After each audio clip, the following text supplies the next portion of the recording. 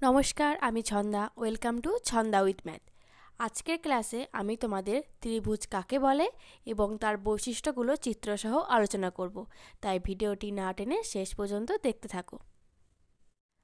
তাহলে প্রথমেই আমরা ত্রিভুজের সংজ্ঞাটা দেখে নিই। ত্রি মানে হচ্ছে তিন, আর ভুজ অর্থাৎ হচ্ছে বাহু।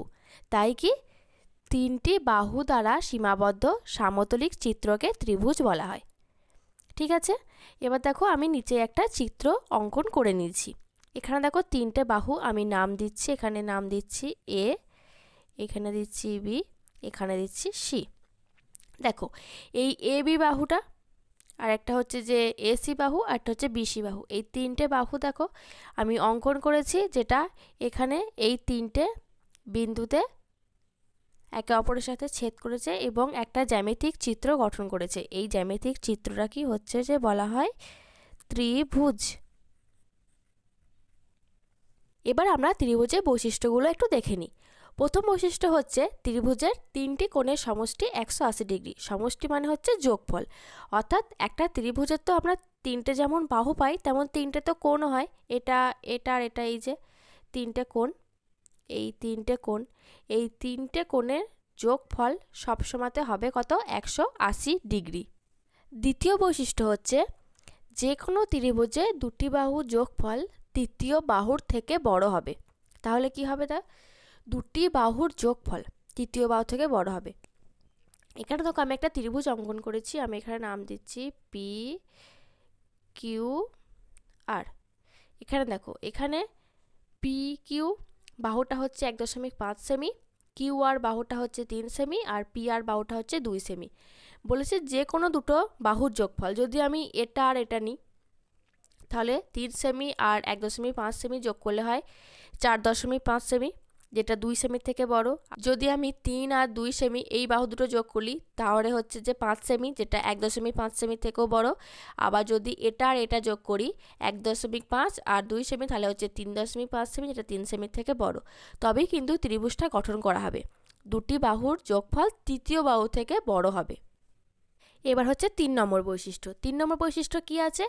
সবচেয়ে বড় কোণের বিপরীতে অবস্থিত বাহুটি সবথেকে বড় হবে এবং সবচেয়ে ছোট কোণের বিপরীতে অবস্থিত বাহুটি সবথেকে ছোট হবে। এবার দেখো ছবিটার সাহায্যে তুমি একটু বুঝে নাও কি বলেছে। সবথেকে বড় কোণ, তুমি দেখতে পাচ্ছ এই ছবিটায় এই কোণটা হচ্ছে সবথেকে বড় কোণ। এই দুটো কোণের থেকে এই কোণটা দেখো বড়, সেটা দেখেই বোঝা যাচ্ছে। তাহলে কি হবে? এই কোণের বিপরীত যে বাহু, মানে এই বাহুটা, এই বাহুটা হবে সব থেকে বড় বাহু। আবার কি হবে? সব থেকে ছোট কোণ। সব থেকে ছোট কোণ কোনটা? এটা। এই ছোট কোণের বিপরীত বাহু কোনটা? এটা। তাই এই বাহুটা হবে সব থেকে ছোট। তাহলে আশা করি বৈশিষ্ট্য বুঝতে পারছো।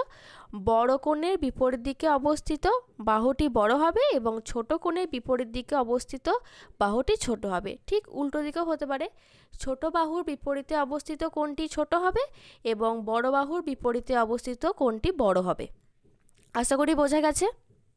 এবার যে বৈশিষ্ট্যটা রয়েছে, যে কোনো নির্দিষ্ট পরিধির অধীনে গঠিত ত্রিভুজগুলোর মধ্যে সমবাহু ত্রিভুজের ক্ষেত্রফল সর্বাধিক হয়। অর্থাৎ যে কোনো ত্রিভুজ পরিসীমা অর্থাৎ পরিধি বা পরিসীমা যাই বলো, যেটাই হয়ে থাকুক বা নির্দিষ্ট হয়ে থাকলে তাদের ক্ষেত্রফল কিন্তু এক হয় না।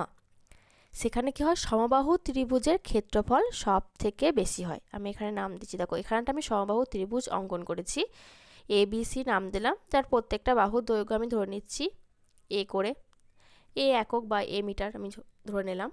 এবং এই ত্রিভুজের যে ক্ষেত্রফলটা বেরোবে, অর্থাৎ এই মাঝখানের অংশের যে ক্ষেত্রফলটা বেরোবে, সেটা যে কোনো আকৃতি যে কোনো ত্রিভুজের ক্ষেত্রফলের থেকে সব থেকে বড় হয়।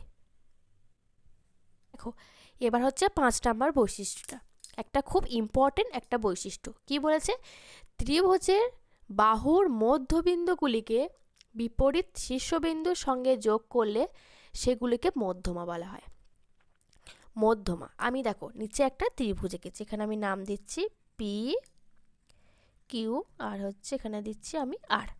ঠিক আছে, এবং এই পি কিউ আর একটা ত্রিভুজ অঙ্কন করলাম। এই ত্রিভুজের বাহুর মধ্যবিন্দু, প্রথমে আমি ধরে নিচ্ছি এই কিউআর বাহুটার মধ্যবিন্দু। মধ্যবিন্দু মানে হচ্ছে এই দুটো বাহু একটা বিন্দু যেটা দুটি সমান ভাগে ভাগ করছে, অর্থাৎ আমি এই মাঝে মাঝে এখানে ধরে নিচ্ছি একটা মধ্যবিন্দু রয়েছে।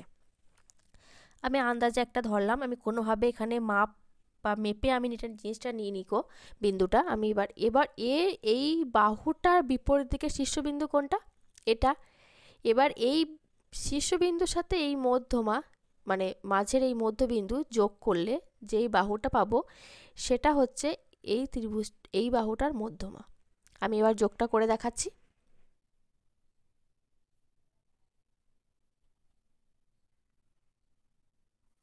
দেখো তাহলে এটার মধ্যমা আমরা পেয়ে গেছি।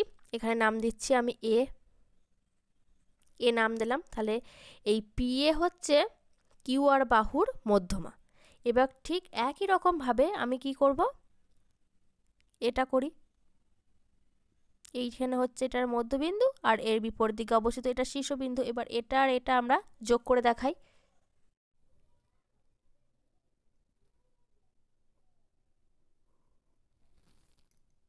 তাহলে আমরা এই পি কিউ বাহুটার মধ্যমা আমরা পেয়ে গেছি। এখানটা আমি নাম দিচ্ছি বি, নাম দিলাম, যেটা এই পি কিউ বাহুর মধ্যমা কোনটা হচ্ছে আর বি। ঠিক আছে, এবার আমরা এই পি আর বাহুটার মধ্যমা ধরছি, এটা একটা মধ্যবিন্দু আর এটার অপর দিকে অবস্থিত অর্থাৎ বিপরীত অবস্থিত শীর্ষবিন্দু। এবার এটা আর এটা আমরা যোগ করব।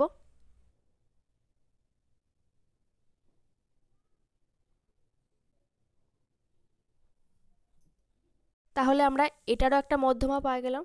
এখানে আমি সি নাম দিই, অর্থাৎ হচ্ছে যে পি আর বাহুটার সি মধ্যবিন্দু আর কিউর সাথে যোগ করে আমরা কিউ সি মধ্যমা পেয়েছি। এখানে তোমরা আর একটা জিনিস লক্ষ্য করো, দেখো এই প্রত্যেকটা মধ্যমা কিন্তু মাঝখানে একটা বিন্দুতে ছেদ করেছে। এখানে আমি মাঝখানে হচ্ছে ও নাম দিলাম। ঠিক আছে, তাহলে আমরা এই বৈশিষ্ট্য থেকে কি জানতে পারলাম, যে ত্রিভুজের বাহুগুলির মধ্যবিন্দু অপর দিকে অবস্থিত শীর্ষবিন্দুর সঙ্গে যোগ করলে যে বাহুটি পাওয়া যায় সেটাকে বলা হয় মধ্যমা। ঠিক আছে, আশা করি বোঝা গেছে। দেখো এবার লাস্ট যে বৈশিষ্ট্যটা আমি তোমাদেরকে দেখাবো, এটা একটা ইম্পর্টেন্ট বৈশিষ্ট্য। বৈশিষ্ট্যটা কি? ত্রিভুজের একটি মধ্যমা ত্রিভুজকে সমান ক্ষেত্রফল যুক্ত দুটি ত্রিভুজে বিভক্ত করে। তাহলে কি বললাম, ত্রিভুজের মধ্যমা কীভাবে অঙ্কন করতে হয় সেটা তুমি আগের বৈশিষ্ট্যটা তোমাদেরকে আমি দেখালাম, যে একটা বাহুর মধ্যবিন্দু থেকে অপর দিকে অবস্থিত শীর্ষবিন্দু যোগ করতে হবে, তবেই সেটা মধ্যমা পাওয়া যায়। এবং আমি এখানে ত্রিভুজ অঙ্কন করে নিচ্ছি। এখানে আমি নাম দিচ্ছি এ বি আর সি। এখানে এই বি সি বাহুটার মধ্যবিন্দু আমি ধরে নিচ্ছি, এখানে এটা মধ্যবিন্দু, এখানে ধরে নিচ্ছি এটা ও নাম দিলাম। এবার এই মধ্যবিন্দুর সাথে অপর দিকে অবস্থিত শীর্ষবিন্দু মানে এটা আর এটা, এটা আমরা যোগ করি।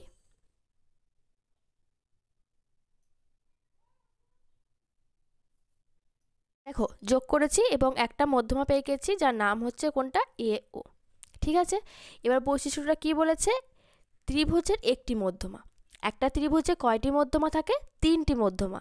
আমি যদি এই বাহুটার ওপর মধ্যমা আঁকি তাহলে এটা হবে, এটা হবে, মানে মোট তিনটি মধ্যমা থাকে। কিন্তু এখানে কি বলেছে, একটি মাত্র মধ্যমা ত্রিভুজকে দুটি সমান ক্ষেত্রফল বিশিষ্ট ত্রিভুজে ভাগ করে। দেখো এই যে ত্রিভুজটা অঙ্কিত হয়েছে এ বি ও, অর্থাৎ ত্রিভুজ এ বি ও, আর একটা দেখো ত্রিভুজ কি A C O, A C ও, এই ত্রিভুজ দুটোর ক্ষেত্রফল কি বলেছে, সমান হবে।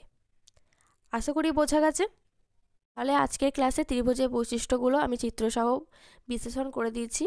তোমরা নিশ্চয়ই বুঝতে পেরেছো। যদি কোথাও বুঝতে অসুবিধা হয় আমাকে কমেন্টের মাধ্যমে জানাবে, আর ক্লাসটা ভালো লাগলে একটি লাইক করো। আর এইরকম ক্লাসগুলো পেতে আমার চ্যানেলটিকে সাবস্ক্রাইব করে পাশে থাকা বেল আইকনটি ক্লিক করে রাখবে।